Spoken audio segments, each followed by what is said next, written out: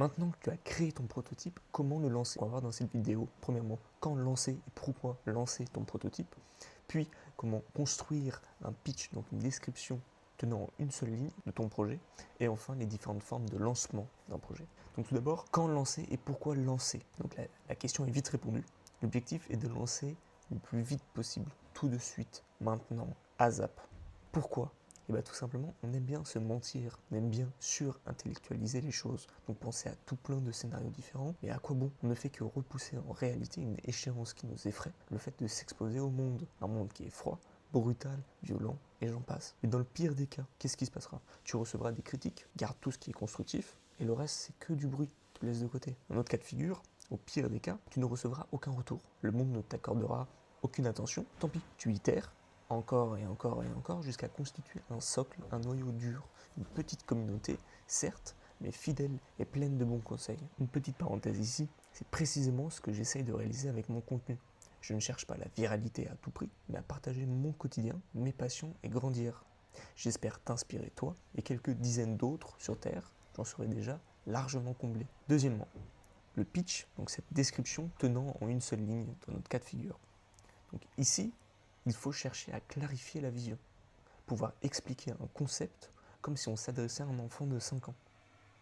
Donc la phrase à retenir, c'est une idée claire et le fondement de sa croissance future. Donc pour t'aider à atteindre ce pitch tenant en une seule phrase, démarre par répondre à la question « Que fais-tu » Quel est l'objet de ton produit? Au lieu de dire « Pourquoi ?» Parce qu'en effet, pourquoi fait sens pour du storytelling? Mais ici, en une minute, en une phrase, on n'a pas de temps pour du storytelling.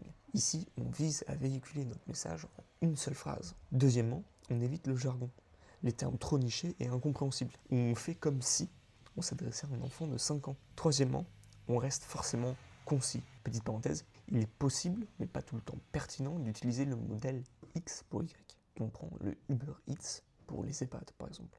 Donc pour utiliser ce modèle, il faut 3 points.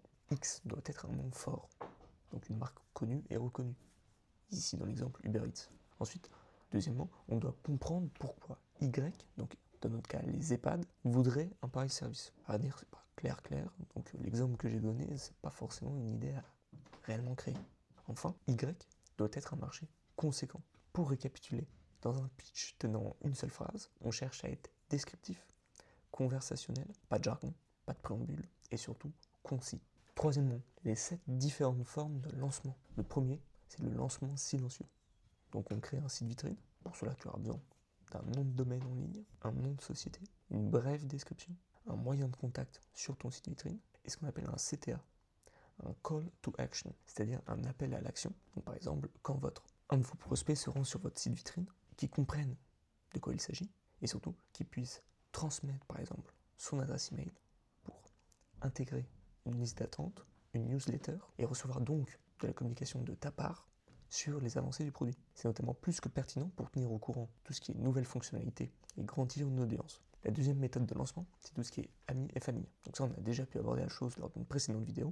Donc tester auprès de sa famille, obtenir des retours de ces derniers. On évite cependant de trop abuser de cette forme de lancement, car l'honnêteté ne sera pas forcément de mise. Famille et amis seront probablement pas assez ou sinon trop critiques, et qui plus est, pas des plus constructives. La troisième méthode de lancement, s'adresser à des inconnus. Ici, tu essaieras de t'adresser à tes potentiels utilisateurs. Donc je renvoie au précédent module, comment construire son prototype. Quatrièmement, via une communauté en ligne, donc une association dont tu fais partie ou un de tes cofondateurs par exemple. Cinquième forme de lancement, rattachée à la précédente, c'est tout ce qui est réseau, donc YouTube, TikTok, Twitter, Instagram, même LinkedIn d'ailleurs. Sixième forme de lancement, tout ce qui est précommande. Ça fonctionne plus surtout pour des produits physiques, des gens qui lancent des marques de vêtements, et on peut notamment passer ici via des plateformes type Kickstarter. Et enfin, la septième forme de lancement, c'est via la presse. Une forme bonus, je dirais, ça ne nous concerne pas forcément tout de suite, et plus pertinent pour des projets qui lèvent des sommes conséquentes. Comme mot de la fin, il ne faut surtout pas que tu considères qu'il n'y a qu'un seul lancement de ton projet, et que de ce lancement, tout dépendra. Si ce lancement rate, ce sera la fin de la société, la fin du projet, la fin de l'aventure. C'est pas comme ça qu'il faut interpréter la chose. En réalité, tu lances un projet, tu prends note des réactions, ou des non-réactions, et tu relances. Tu itères continuellement. À chaque fois, tu t'améliores, et tu t'améliores, et tu t'améliores. Donc, abonne-toi et dis-moi en commentaire si ces conseils ont pu t'aider, et surtout, où est-ce que tu en es dans ton parcours entrepreneurial. Je compte sur toi et à très vite.